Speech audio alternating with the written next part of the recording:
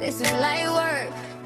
Let me testify. This gon' be the year that I break every cycle. Let me testify, right hand on the Bible. I was tripping, chasing every empty title. Now I'm locked in, living like a walking Bible.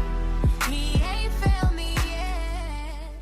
Welcome, y'all, to the Yes Work Podcast. I am Dr. Blaire. I am Dr. DQ. And I'm Lady D. We are so just geeked up that y'all are in this space. This space is for the purpose-driven woman, the women out here who are serious about aligning their lives with God, that want to be strong boss ladies, leaders in this space, that want to work within God's will, that want to be more than just performative in their faith, right? We are not here to be polished and be cute. We can still be cute, but we're here to be obedient. We are here for real alignment, transformation, real activation. And so if you want to join us in this conversation and want to join us in this walk, welcome. Welcome to the room. Today in particular, bless us now. We are going to talk about something a lot of strong women secretly wrestle with. We struggling with it. We've had already some beautiful conversation prior to even hitting the record button. Mm-hmm. We're talking about softness today, that cocoa butter soft, that when you shake someone's hand, you're like, ooh, their moisture regimen got to be real nice. And candy soft. Yes. And how we embody that as women. We really want to acknowledge the fact that we didn't get hardened for fun. We weren't out here just trying to be hard and tough and strong. We did it because it's working for us. It helps us lead. It helps us survive. It helps us manage. And for some of us, maybe it helps us to avoid being dismissed or labeled or hurt. But the tension piece is again, what protects us in one season may limit us in another. So if you've ever believed that softness equals weakness, that vulnerability feels like exposure instead of wisdom, if you're bold, capable, a boss lady, God-fearing, this conversation is for you. Sit down. If you driving, focus on the road. But listen to us. We're going to reframe softness and use it as a strategy. And we gonna get into this thing because we excited to talk about this. We got some things. Mm-hmm. If you have been with us before and have not rated us or reviewed or left a comment or shared, we invite you to do that right now. Go ahead, hit that little heart, make a comment, come back, share this with a friend, with a sister who is in the midst of it, in the struggle alongside with you. So we can spread this work, so we can do this good yes work. Yeah, we want to know how y'all are feeling because we know our experiences. And sometimes you just want to know, is it just me? Is it just us?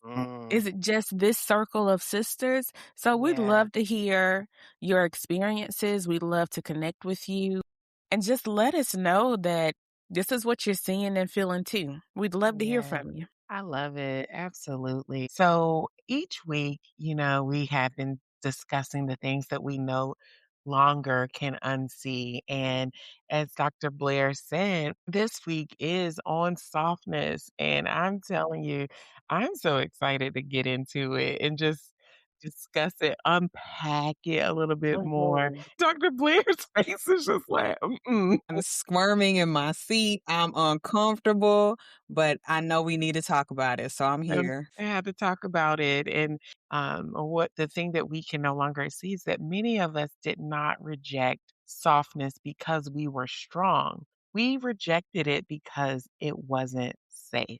So a lot of us did not wake up one day and decide, I don't want to be soft. We learned that softness costs too much. We learned that being open would get us hurt.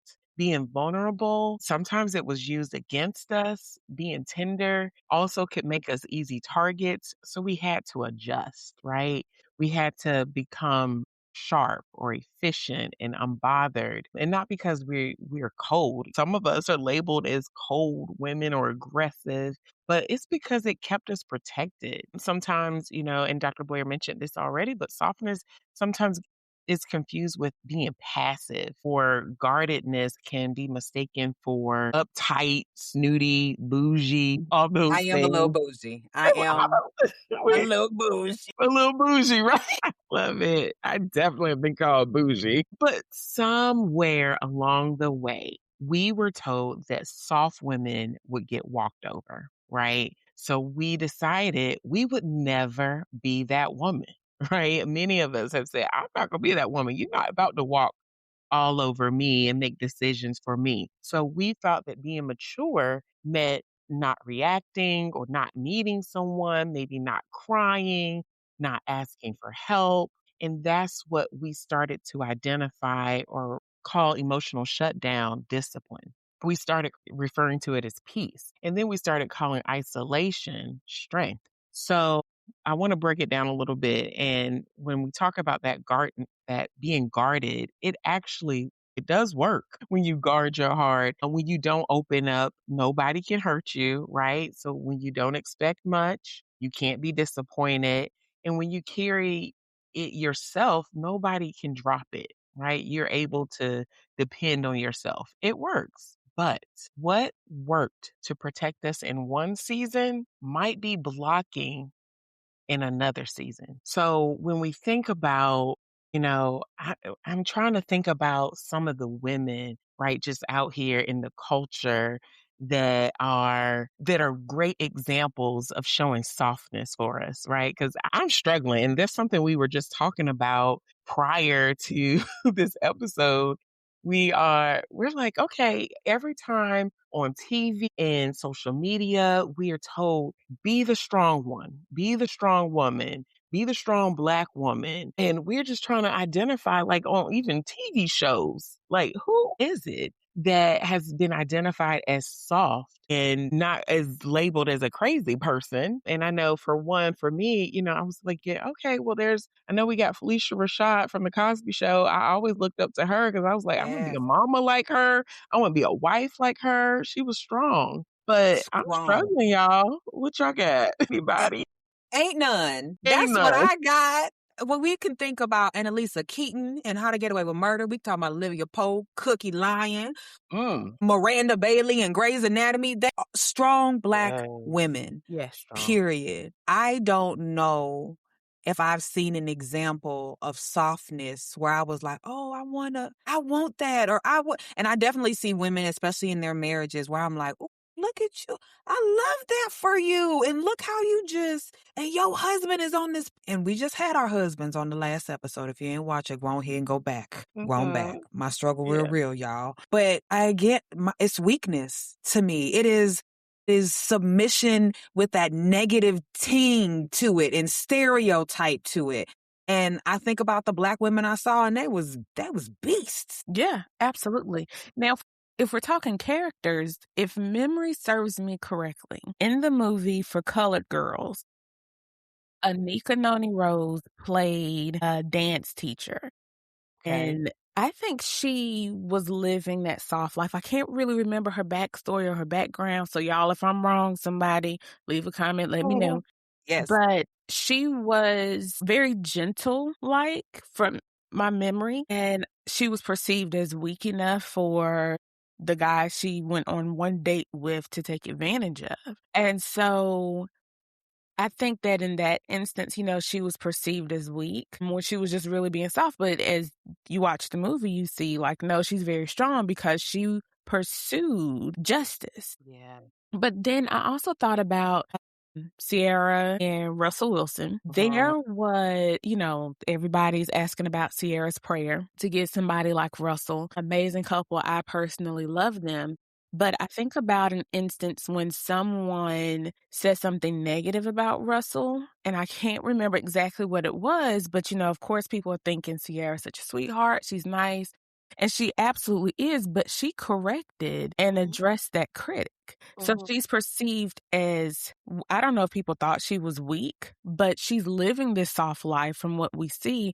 But baby, she is far from weak. So those are a couple of things I saw. That's good. That's Yeah. interesting, and I just want to add in a few things as we think about the strong woman narrative, right? There's studies, we have seen studies, and it's been shown that Black women are often perceived as more resilient and less in need of care than other groups. And Dr. Blair, you brought that up before because there's that documented medical bias where Black women's pain is underestimated. And just this research around what's called the strong Black woman expectation, and it shows that constantly we're having to be strong is linked to higher stress, Yes. anxiety, and emotional suppression. So, of course, for us, softness feels unsafe because we've been rewarded for the strength Strength. and Yes. overlooked when we do need the care. Mhm. Mhm. It's a hard reality. It's a hard reality, and it's one that I think that women grapple with as far as how do I this is, if anything, a stereotype that I wanna be a part of. I do wanna be seen as Mm, strong. I do wanna be seen as resilient and have grit, etcetera, but at what yeah. cost? That At part. what Ooh. cost? That That is so part. good because I have struggled with this prompt. Yes. Mm. Because I think also too, there's this notion of progression that if we do enter this soft life, at least professionally speaking, and for some people, maybe even in their personal lives and their relationships, if they try to enter this soft life, they will feel like there is no progression. So think about any single ladies out there that are telling their significant other, I want to get married, I want to get married, I want to get married. They're beating a dead horse, for lack of a better phrase. And they probably feel like if I don't communicate and let him know and remind him, it's not going to happen. So I really think that that's also an aspect too, is maybe the cost of being soft is a lack of progression. Maybe softness is associated with complacency. Mm. So I don't know. We could go on about this forever, but We could. I got really, We all could. thoughts. It's a good come one. on now. So at the end of the day, what we don't want, all of you all listening, we don't want you to blame yourself if you found that you've glorified toughness or you've defaulted to toughness or that's your MO. We want you to notice how that survival shaped you and try to figure out exactly what that cost is. So let's talk a little bit about how it showed up for us. And again, Dr. Blaire's facial expressions. We might just have to, I don't know, we might have to screenshot this one and use this as I the love picture for it. the episode. But let's talk, ladies. I want to hear how this showed up for you. Like, when did softness feel dangerous, or maybe the cost of being that low maintenance or unbothered? Like, talk to us. Let's make this real. Yes. I'll start so I can get it out the way. These beautiful ladies keep me honest and we keep each other accountable. So, again, looking forward to this.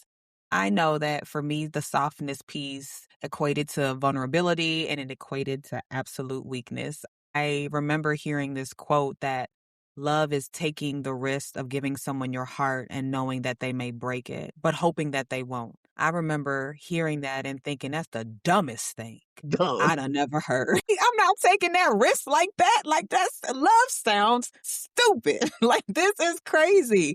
And I think about, I am extremely bold, I am assertive, I'm confident, which are things that I'm sure attracted my husband to me. So where does softness fit into that? Like, where does that risk piece, where is it like, oh, I'm giving you my heart and I hope you don't break it. I'm not going to entrust you with something that you could break. This is a crystal ball, right? I don't know how I'm married.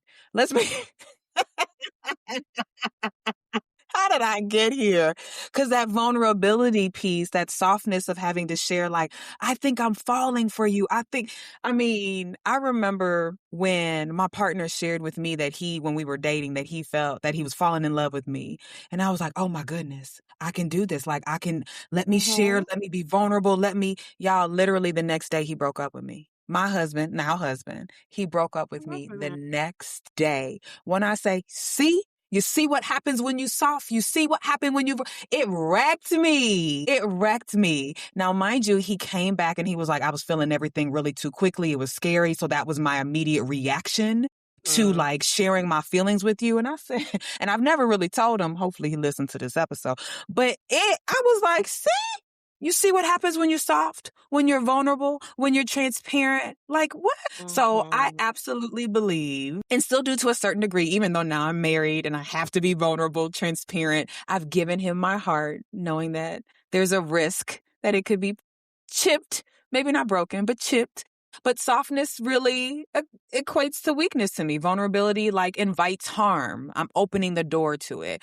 So again, if you were to pull my husband into this space, he would say, no, she ain't fully embodying that softness. Like there's lots of work to be done there. But I also recognize that I know that he needs it from me. And again, for those that listened to the previous episode, if you haven't, just pause this one, go on to episode 6 and come back to this. Right.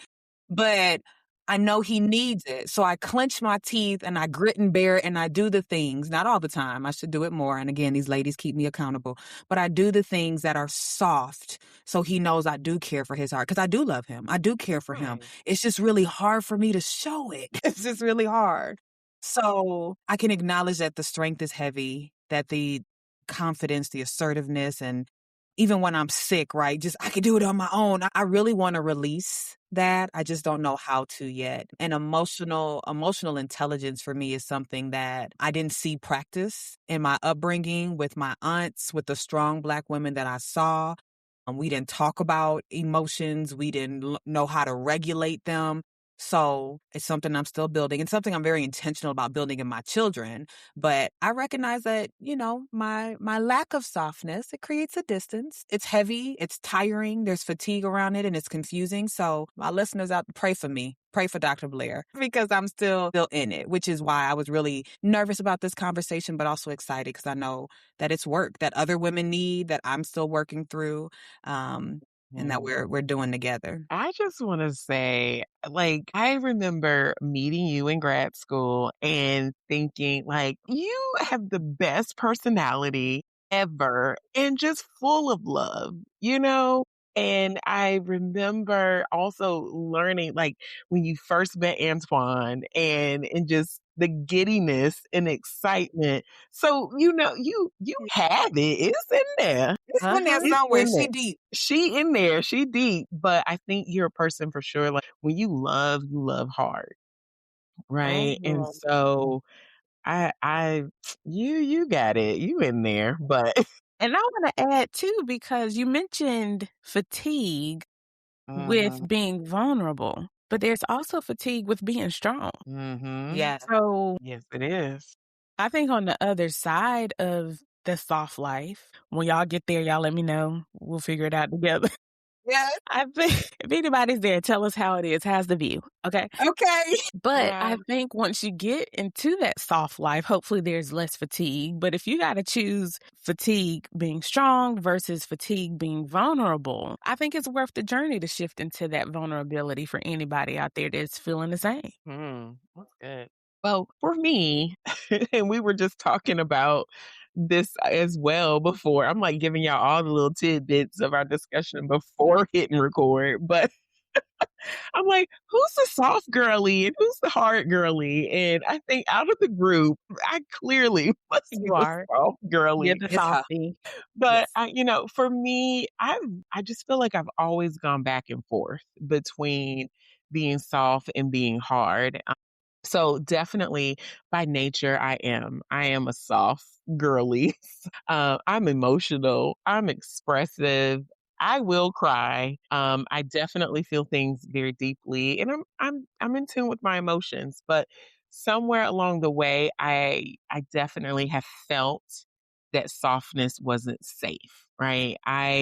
I remember, and I had to I went back and I went back to high school when I was, holding different leadership positions and feeling like I had to be the strong one. I could lead while being kind. I felt like I could, but I noticed that people respected you more when you were a little blunt or a little bit more direct or harder. So I kept that. I started equating hardness with leadership.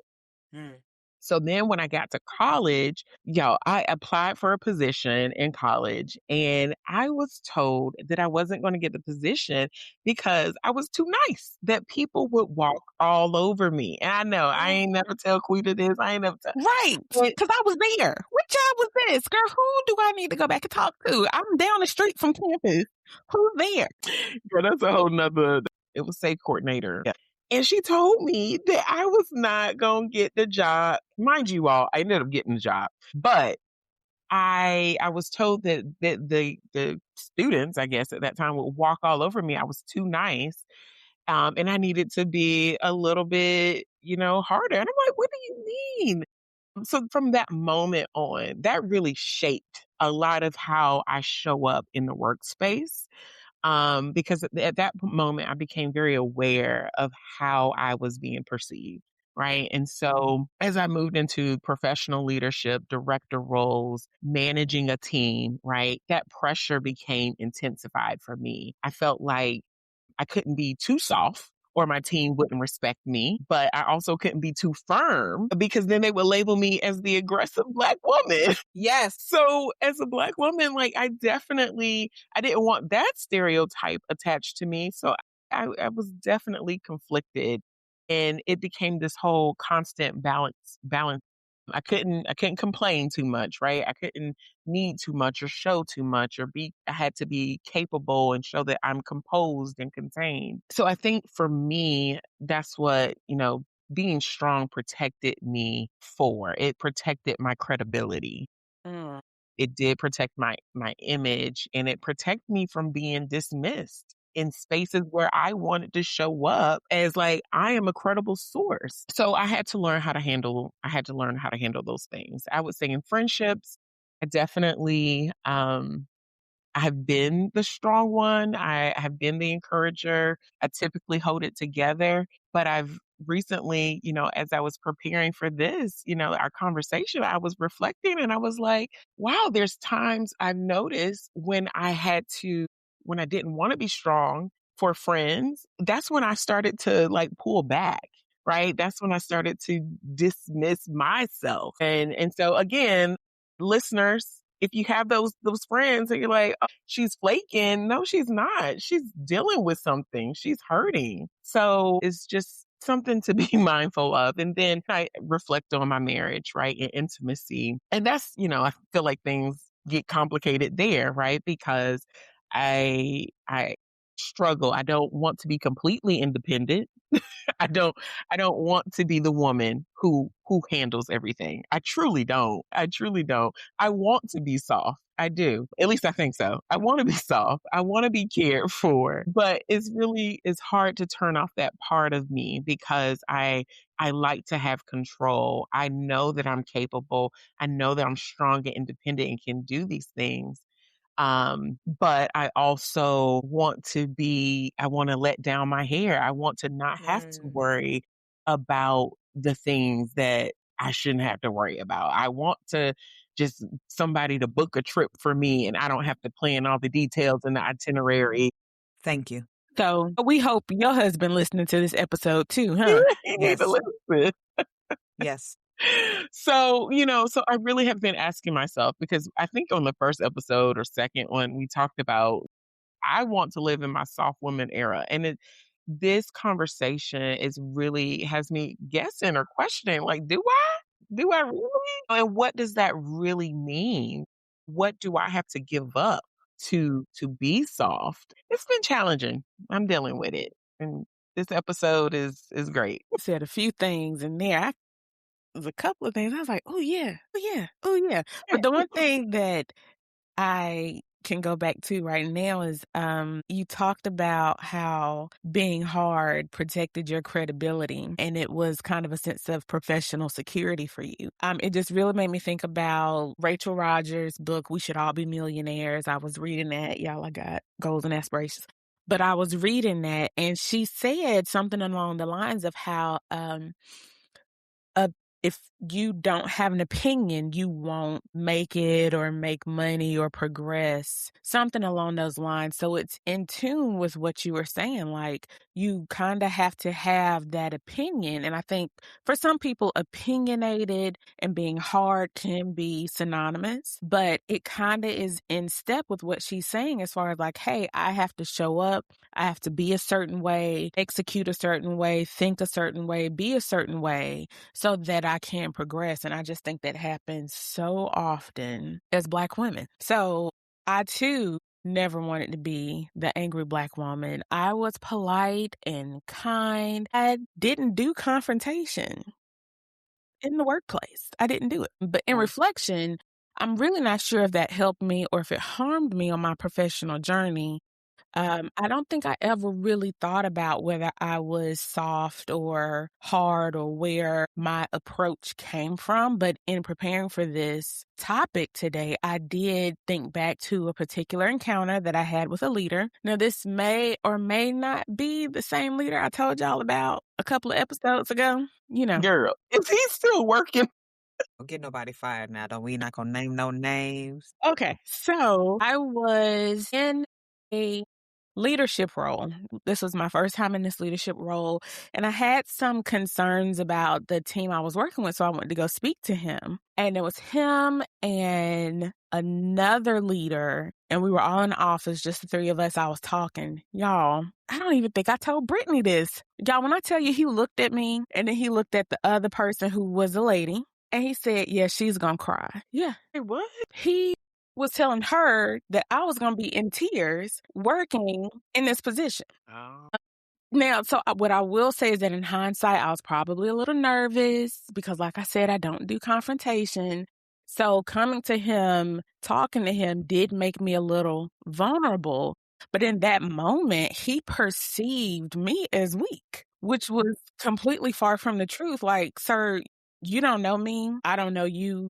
We both just got here. Kinda. Don't project that. You don't know me. Right. And so, of course, there have been other times when people thought I was so weak that like I couldn't even form my own thoughts. Like, y'all, I was not weak. I'm still not weak. But in those moments, Right. I was just unbothered. Right. I And didn't people care. get that confused all the time. I mean, I did not care in those moments and in those situations. I was unbothered. I'm very much so the type of person, I'm going to let you think what you want to think. If you want to do something, go ahead and do it. Come back and tell me about it later when it don't go well. But me not being soft in that moment, exhibiting that softness was never weakness. I'm just the type of person who tries to find that even ground.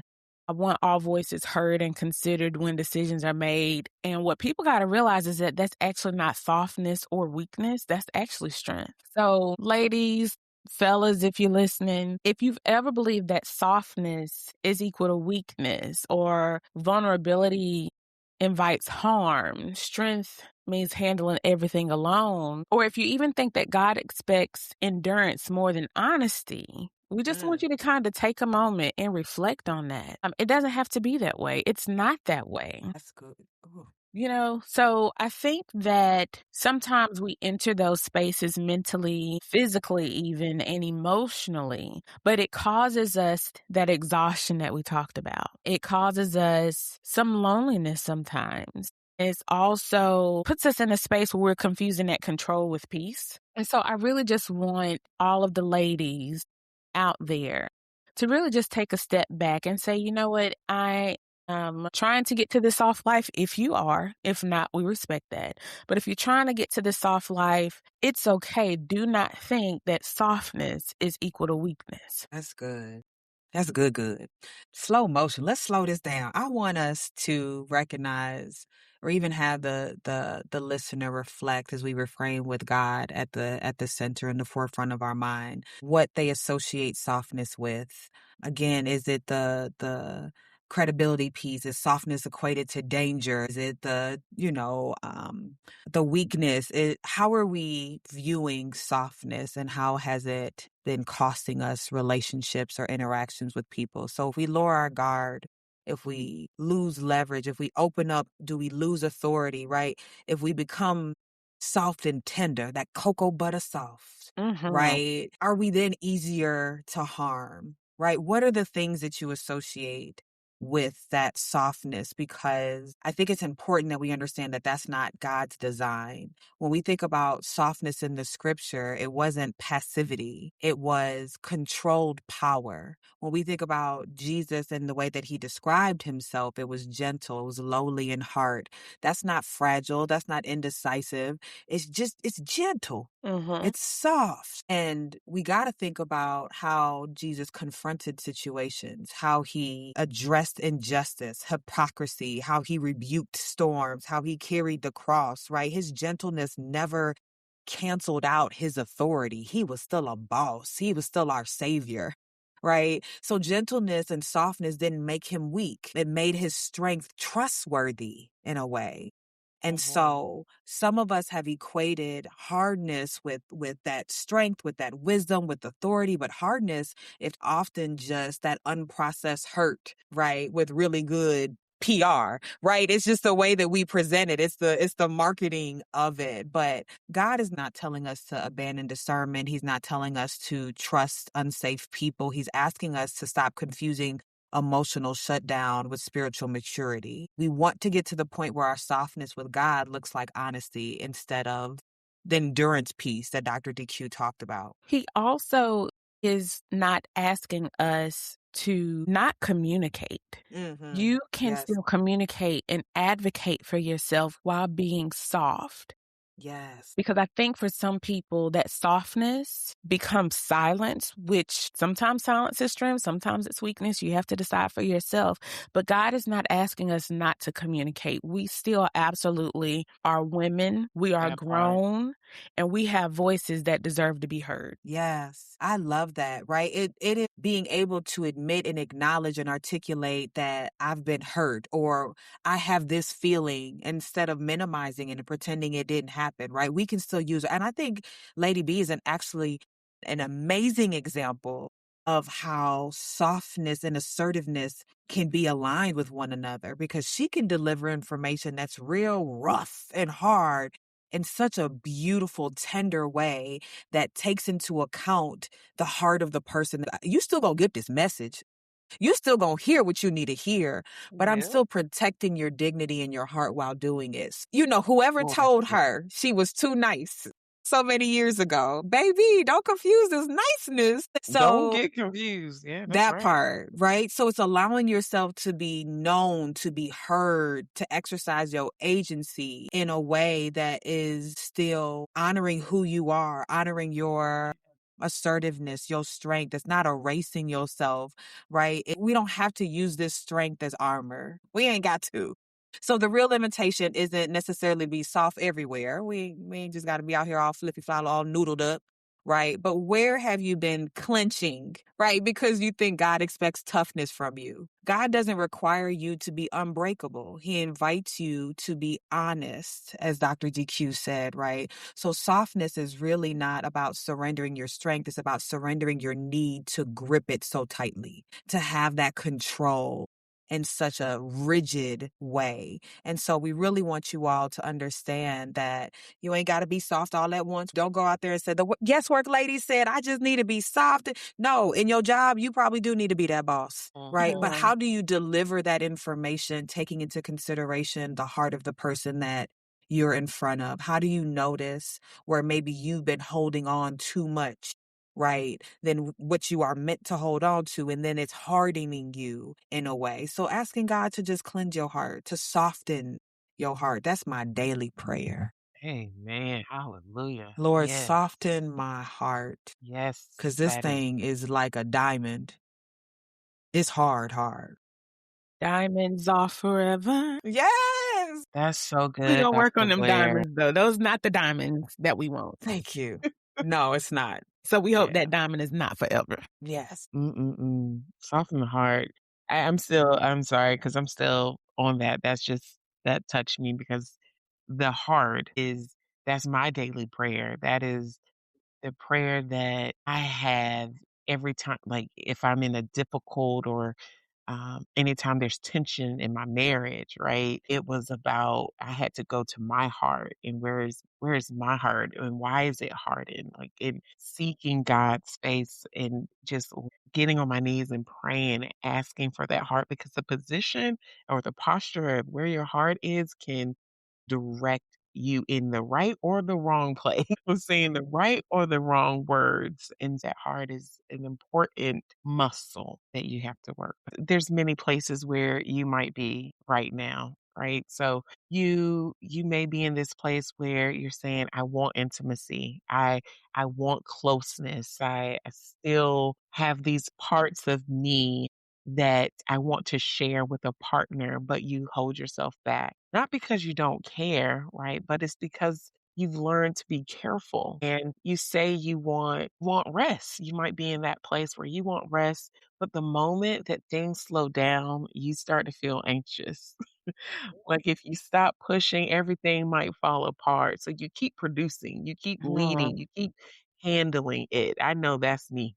Yeah, I don't wanna let it go. Yep. And maybe you've gotten so used to being that strong one, that strong friend, the strong one in your circle that you don't even know what you're feeling half the time. You just know you're tired or you're irritated or you're numb. Maybe you don't know who is safe to even soften with, right? So there's so many things that we have to look at. We have to learn how to regulate ourselves and things and look at that. Sometimes what we're calling peace is actually just an emotional shutdown. So it's not that you calm, you're just managing sometimes the perception. So and you're just trying not to be misread, right? As sometimes as I've shared, I don't want to be read a certain way that I am weak. And I want to normalize this for us. It's guardedness is again is what keeps us going. It is what keeps us strong. It keeps our head up, held high, keeps you respected, right? As I mentioned, I needed the respect from my team. And so it's okay to be seen as strong. Sometimes it's going to keep that respect. It's going to keep you promotable. It will keep you from being dismissed. It keeps you safe in rooms that were not always built for you. So softness does not have to erase that, as we've already said. It builds on it. And so I really just really want to encourage you all to do some of those thoughts and understand that in that space that you're in, it's okay and you're learning and we're all learning this work together. That's awesome. I think that one message that we do want to get out to the world, Mhm. to our fellow Black women, is that softness isn't something you perform, it's something you permit in the right places. Okay. So softness is where we want to be. It's, I think, a state of mind, and it's not always an action. I'm being soft. Sometimes you have to work on that journey and that bridge from where you are now to that soft life. But what we want you to do is to probably journal. I don't know. These some questions we want y'all to think about. You might want to write it down. I don't know how you journal. If you like me, you might have a journal, depending on where you are. You might have a bunch of sticky notes. I don't know who feels seen right now, but I have I'm not going to tell you how many sticky notes I have. So you I just might know. want to write these down. I love Post-it. I know, especially the accordion, but the ones that just pop out. What we want you to do is to actually define what that soft life looks like for you. What would that look like? Define it, compare it to where you are now so that you have a clear vision on where you're trying to go, what you're trying to do, how you're trying to live. And then we want you to think about, do you associate softness or a soft life with being unsafe? And where'd you learn that? What are you protecting when you are not in that soft life? Okay. Where is God working on you? Because I'm sure that as you're journaling, as you're writing, something is speaking a little louder to you than the other places. And so I want you to consider, where is God inviting you to loosen your grip a little bit? Where is He asking you, or what is He revealing to you about where you can start to take steps towards that soft life? So think about those questions. This is an elephant. You got to eat it one bite at a time, right? So like my sister said earlier, it's not something you can just flip a switch on and off. It's not going to be quick. It's absolutely a journey. And that's actually my daily prayer. Every day just thanking God for the journey that I'm on. Thank you, Lord, for choosing me for this journey. So as you are reflecting and thinking, saying yes to these questions and saying yes to God is going to be amazing for you. It really is. I love that. I think it's important that you all honor and recognize the fact that you are not alone in this. We have shared what we are going through in regards to our journey as far as embodying softness, gentleness, what that looks like for us. I love that Dr. DQ said softness can be a mindset. I love that Lady B talked about using softness in order to touch people's hearts, right? And then there was me. Girl, stop. I'm working on it. I'm working on it, which again just shows that we want to walk alongside you all in doing this work. This is not something that you have to do in isolation. This is not something where we want some radical shifts, right? Your yes to obedience into this work can just be in those reflective prompts that Dr. DQ gave, but we got to do something. Awareness is a great first step, but in and of itself, what is it going to lead to if you don't pair it with a plan, behavioral changes, and action? So we talk about it, you all. This is the work. This is the obedience. This is the activation. This is a transformation that can happen if you are able to move into this space of being more reflective, being more God-led, and allowing that to transform you into someone different, into the person that God is calling you to be. Our next episode, we in the healing phase, right? This is our healing phase. We're going to talk about obedience without resentment, the freeing, the peace that can come from obedience, as opposed to feeling like it's confining us, it's restricting us, it's preventing us from showing up authentically and being who I want to be. Ooh, that's going to be another one. That's going to be another one. So we hope that you come back next week to listen. We hope that you like, that you comment, that you share your personal journey, where you are right now with your soft life era, or where you want to be in regards to that. Share this with someone, even if it's a gentle nudge, like, oh, she real hard. Let me just send her this episode. It's all right. We're in it together again. So this is not a space of judgment. This is a space of glorifying God. This is a space of helping one another and doing things with one another. So let's engage in this work together. Come back next week. We appreciate you. We love y'all. And thank you again for the support, for being here in this space with us. And say yes to the work. Yeah. Bye.